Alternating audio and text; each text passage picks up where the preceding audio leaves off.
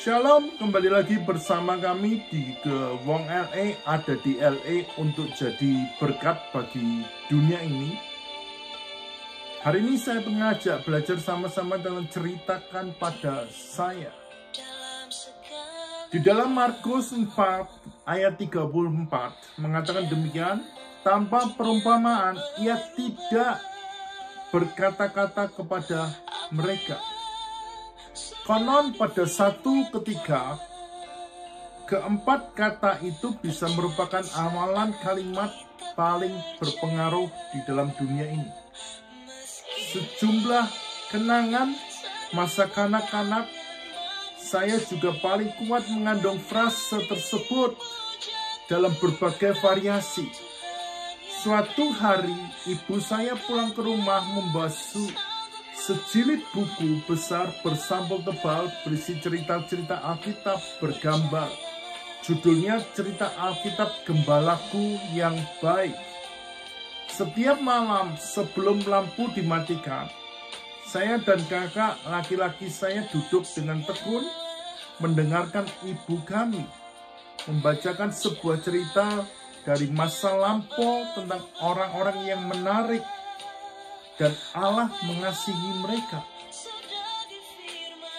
Cerita-cerita tersebut menjadi salah satu jendela bagi kami untuk melihat dunia dan keajaiban di luar sana. Siapakah pencerita terbesar sepanjang zaman? Yesus dari Nazaret? Dia tahu bahwa semua manusia gemar dan mudah terpikat oleh cerita.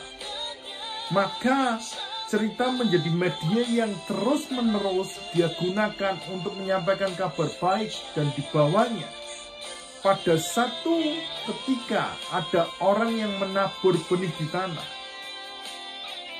Pada satu ketika ada biji sesawi, dan seterusnya.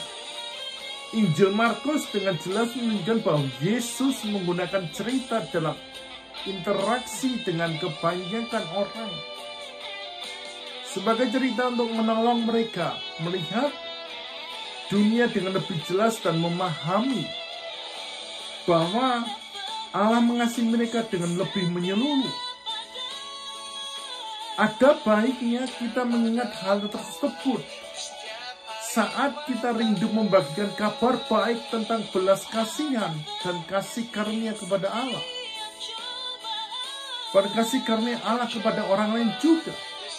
Menggunakan cerita yang akan memperkecil peluang kita untuk ditolak. Bagaimana Anda dapat menyikapi cerita dan perumpamaan dalam percakapan Anda dalam hidupan kita? Mungkin seperti pada satu ketika doaku dijawab Allah secara mengejutkan.